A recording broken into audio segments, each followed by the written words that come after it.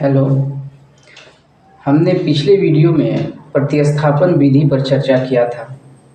तो आइए आज के इस वीडियो में हम एक नए विधि पर विचार करें, जिसे कभी कभी एक चर को विलुप्त करने की विधि भी कहा जाता है। और यह प्रतिलोपन विधि, एलिमिनेशन मेथड, प्रतिस्थापन विधि से कभी कभी सुविधाजनक होती है। तो हम इस विधि पर आज चर्चा करेंगे।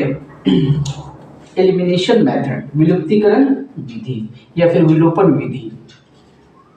दो चर वाले रैखिक समीकरण को हल करने की यह दूसरी विधि है, विलोपन विधि। विलोपन विधि, ठीक है। इस मेथड में सबसे पहले हम क्या करते हैं, इस मेथड में सबसे पहले x और y पहले आप समझ लीजिए, उसके बाद मैं आपको समझाऊंगा। तो पहले आप समझने की कोशिश कीजिए। x और y के गुणक को, x या फिर y के गुणक को हम बराबर करते हैं, ठीक है। या तो x के गुणक को बराबर कीजिए या तो y के गुणक को बराबर कीजिए। और करने के बाद क्या कर देते हैं, हम इसे माइनस कर देते हैं। समीकरण 1 को समीकरण 2 में माइनस करते हैं। अगर दोनों प्लस में होता है तो माइनस करते हैं, और दोनों समीकरण में से कोई एक समीकरण अगर माइनस में होती है तो हम उसे जोड़ देते हैं और फिर x का मान निकालते हैं। उस x के मान को दूसरे समीकरण में रख देते हैं, इससे y का ही मान निकल जाता है। तो सेम प्रोसेस है, थोड़ी सी डिफरेंट है, तो समझने की कोशिश करेंगे। हमने क्या किया कि दो इक्वेशन को कंसीडर किया, 2x plus 3y is equal to 8। एक इक्वेशन हमने कंसीडर किया। दूसरा इक्वेशन हमने कंसीडर किया 3x plus 4y equals to 2। हमने सेकंड इक्वेशन कंसीडर किया। इसे हमें विलुप्तीकरण मेथड से सॉल्व करनी है। और इसमें देख लीजिए कि दोनों इक्वेशन प्लस में है, ये भी प्लस में है, ये भी प्लस में है, ये भी प्लस में है, ये भी प्लस में है। तो किसी एक समीकरण को देखिए, माइनस में तो नहीं, ये दोनों प्लस में है। तो x और y, x का या तो y का गुणक को आपको पहले बराबर करनी है, ठीक है। तो इसके लिए क्या करेंगे, सिंपल तरीका है, सिंपल सा मेथड है कि x के गुणक को, जैसे मान लिया हमने x के गुणक को बराबर करना है, तो x का गुणक क्या है, 2 है, और दूसरे समीकरण में x का गुणक क्या है, 3 है। तो क्या करेंगे, 3 को पहले वाले समीकरण से गुणा कर देंगे और 2 को दूसरे वाले समीकरण से गुणा कर देंगे, ठीक है। अगर हमें y का गुणक को बराबर करनी है तो इस समीकरण में y के गुणक 3 है, इस समीकरण में y के गुणक 4 है, तो 4 को इस समीकरण से गुणा करेंगे और 3 को इस समीकरण से गुणा करेंगे। समीकरण से गुणा करने का मतलब है कि सभी टर्म से गुणा करना, ठीक है। तो चलते हैं, इस रूल को हम अप्लाई करते हैं। हमें क्या करना है, x के गुणक को बराबर करना है। तो x का गुणक 2 है, तो 2 को दूसरे समीकरण से और 3 को पहले वाले समीकरण से। तो लिखेंगे कि समीकरण 1 को 1 गुना क्या कर देंगे, 3, इसके कोएफिशिएंट से गुना करेंगे 3।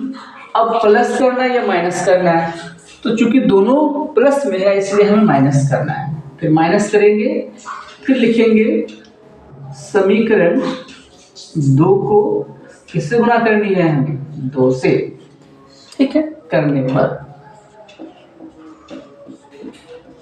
पर देखिए क्या होता है, जब समीकरण 1 को 3 से गुना करेंगे तो ये हो जाएगा 3 दूना 6x, और इससे जब गुना करेंगे 3 को तो प्लस 3 तिया 9y बराबर, इससे जब गुना करेंगे 3 को तो 8 तिया 24। देखिए सभी टर्म से गुना किया ना, यस। समीकरण 2 को जब 2 से गुना करेंगे तो 3 दूना 6x, 4 दूना 8y और बराबर 2 दूने 4। देखिए x का कोएफिशिएंट बराबर हो गया। अब क्या करना है, माइनस भी तो करनी है, तो माइनस करेंगे। तो माइनस करने के लिए जब भी हम माइनस करेंगे समीकरण 1 को समीकरण 2 से, तो समीकरण 2 का साइन को बदलनी होगी, ठीक है। अगर प्लस है तो वो माइनस हो जाएगी, अब माइनस है तो वो प्लस, ये प्लस में है तो ये माइनस, ये प्लस में है तो ये भी माइनस, ये प्लस में है तो ये भी माइनस। एक प्लस में एक माइनस में, तो कैंसिल। इसे हमने क्या कर दिया, कैंसिल। 9y में 8y को माइनस करेंगे तो सिर्फ y बचेगी, और y बराबर 24 में से 4 माइनस करेंगे तो 20। इस तरह से हमने क्या किया, y का मान को 20 प्राप्त किया, यानी y का वैल्यू हमने कितना प्राप्त किया, 20। ठीक है, अब लिखेंगे अब y के मान को, ठीक है, y के इस मान को समीकरण समीकरण 1 में रखें। समीकरण 1 या 2 किसी में भी रख सकते हैं। समीकरण 1 में रखने पर तो ये हो जाएगी 2 इंटू, ठीक है, 2x प्लस 3 इंटू वाई का मान कितना है, 20 तो रख देंगे बराबर 8। दिस इम्प्लाई से सॉल्व करेंगे, 2x प्लस 60 बराबर 8। दिस इम्प्लाई 2x बराबर 8 माइनस 60, 60 में 8 माइनस करेंगे तो 52, वो भी माइनस, तो 2x इज इक्वल टू 52, इसलिए x बराबर माइनस 52/2 एक माइनस 26। ठीक है, इस तरह से हमने x का मान निकाला माइनस 26 एंड y का मान 20 and this is the answer. यही तरीका है विलोपन विधि में, जब दो चर वाले रैखिक समीकरण को जब सॉल्व करेंगे विलोपन विधि से, तो इसी तरह से आपको सॉल्व करेंगे। तो इसको तो घटाने पर हमने सॉल्व किया, कुछ ऐसे भी इक्वेशन है जिसे जोड़ने पर सॉल्व करने होंगे या जिसे जोड़ने पड़ेंगे। ठीक है, एक वेरिएबल को एलिमिनेट करने के लिए जिसे ऐड करने पड़ेंगे, तो उसका भी एक एग्जांपल देख लेते हैं, उसे भी समझ लेते हैं। सपोज हमारे पास एक और इक्वेशन है 3x, एक माइनस में ले लेते हैं, 3x minus 2y equals to 5 and 2x plus y equals to कुछ ले लेते हैं, कुछ भी ले लेते हैं, 3 या फिर 5 कुछ भी ले लेते हैं। सपोज 3 ले लिया, फर्स्ट दिस इज सेकेंड। देखिए इसमें से ये दोनों प्लस में है और ये दोनों, एक प्लस में है एक माइनस में है। अगर आप x को एलिमिनेट करेंगे, x को अगर विलुप्त करना चाहेंगे तो इसके लिए आपको घटाना पड़ेगा समीकरण 1 को समीकरण 2 से। गुणक को बराबर करने के बाद समीकरण को घटाना पड़ेगा। क्यों घटाना पड़ेगा? इसलिए घटानी पड़ेगी क्योंकि ये प्लस में, ये भी प्लस में है। ठीक है, इसके कोफिशिएंट को जो बराबर कर देंगे तो बराबर करने के बाद समीकरण 1 को समीकरण 2 में आपको माइनस करना पड़ेगा अगर x को एलिमिनेट करना चाहते हैं तब। अगर आप y को एलिमिनेट करना चाहेंगे तो y के कोफिशिएंट को भी क्या करना पड़ेगा, बराबर, और बराबर करने के बाद आपको समीकरण 1 को समीकरण 2 में जोड़ना पड़ेगा। क्यों? इसलिए जोड़ना पड़ेगा क्योंकि एक प्लस में है एक माइनस में है। बस इन बातों को आप ध्यान में रखेंगे। तो क्या करना है हमें, तो समीकरण, सपोज हमें y के कोफिशिएंट्स को बराबर करने हैं, y के गुणक को बराबर करने हैं, तो इसके लिए क्या करेंगे, समीकरण 1 में y का गुणक 2 है, समीकरण 2 में y का गुणक 1 है, तो समीकरण 2 में y को 2 लाने के लिए समीकरण 2 में 2 से गुणा कर देंगे। तो समीकरण 2 को, या फिर पहले लिखेंगे एक समीकरण 1 गुने 1, समीकरण 1 में तो कोई मल्टीप्लाई करने की जरूरत नहीं है, प्लस समीकरण 2 गुने 2, इसमें हमें जोड़ना पड़ रहा है। जोड़ रहा इसलिए पड़ रहा है क्योंकि एक प्लस में है एक माइनस में है। इसे लिखेंगे 3x minus 2y is equal to 5। इसे लिखेंगे 2 से जब मल्टीप्लाई करेंगे तो इससे भी मल्टीप्लाई करनी होगी, तो 2 2 जा 4x प्लस 2y, 3 दूने 6, 3 दूने 6। अब इसे क्या करेंगे, अब जोड़ेंगे। जब जोड़ने पर कोई साइन में परिवर्तन नहीं होता है, तो देखिए 4 और 3 7x, ये तो कैंसिल्ड, इज इक्वल टू 6 5 11, 5 और 6 कितने हो जाएंगे, 5 और 6 11, ठीक है, राइट। इसलिए x बराबर 11/7। अब x का मान समीकरण किसी में भी रख दीजिए, जैसे कि मान लीजिए 2 में रखने पर, 2 में रखने पर जब समीकरण 2 में रखेंगे तो ये 2x + y = 3, इसमें x बराबर 11/7 रखनी है। This imply 2 × 11/7 + y = 3 and this imply 2 × 11 22/7 + y = 3 and y = 3 - 22/7। इसको सॉल्व करेंगे, इसके नीचे 7 7 या 21 - 22, ये हो जाएगा -1/7। देखिए 22 में से 21 माइनस करेंगे तो -1/7। इस तरह से हमने क्या देखा कि x = 11/7 and y = -1/7। This is the answer. इस तरह से आप क्वेश्चंस को विलुप्तीकरण मेथड में सॉल्व करेंगे। जब भी विलुप्तीकरण मेथड से क्वेश्चन को सॉल्व करनी है तो इस तरह से सॉल्व करेंगे।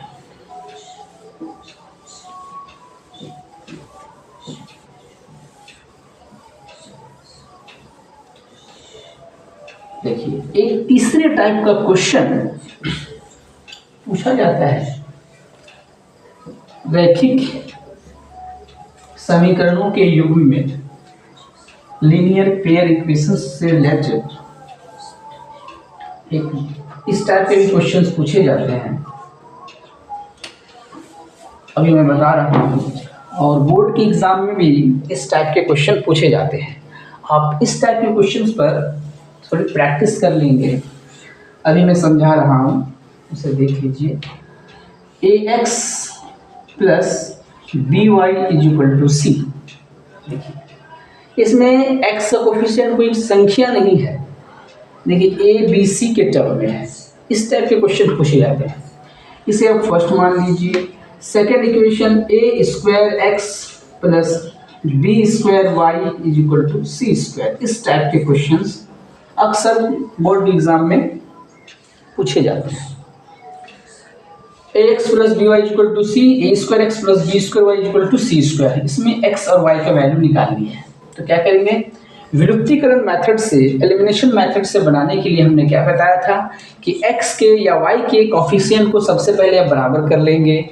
उसके बाद अगर प्लस है तो माइनस कर देंगे और माइनस है तो सिर्फ ऐड कर देंगे। ये हमने बताया है। अगर मैं x को एलिमिनेट करना चाहता हूँ तो देखिए x का कोफिशिएंट इसमें a² है, जबकि x का कोफिशिएंट इसमें a है। तो बराबर करने के लिए क्या करेंगे, देखिए बराबर करने के लिए दो तरीका है, या तो a को इससे गुना कर दिए, a² को इससे गुना कर दीजिए तो बराबर हो जाएगी। अगर समीकरण 1 में अगर a से अगर गुना कर देंगे तो ये भी a² हो जाएगा, माइनस कर देंगे तो x एलिमिनेट हो जाएगा। तो लिखेंगे समीकरण 1 गुना a माइनस समीकरण 2 गुना 1। ऐसा करेंगे तो ऐसा करने से ये हो जाएगा a² x + aby = ac and second equation is a² x + b² y = c²। इसे माइनस करेंगे, माइनस माइनस माइनस ये कैंसिल। इसे अब लिखेंगे ab - b² y = ac - c² and इससे आप y का वैल्यू निकाल सकते हैं, ac - c² divided by ab - b²। ये हो गया y की वैल्यू। अब इस y के मान को यहाँ लिखेंगे, y का मान समीकरण किसी में एक में रख दीजिए, किसी एक या दो में। समीकरण 1 में रखने पर, 1 में रखने पर जब y का मान समीकरण 1 में रखेंगे तो ये इस तरह से कुछ रूप ले लेगा। ax + b इंटू वाई का मान A C minus C square divided by A B minus B square, right, is equal to C. इसे अब सॉल्व करेंगे।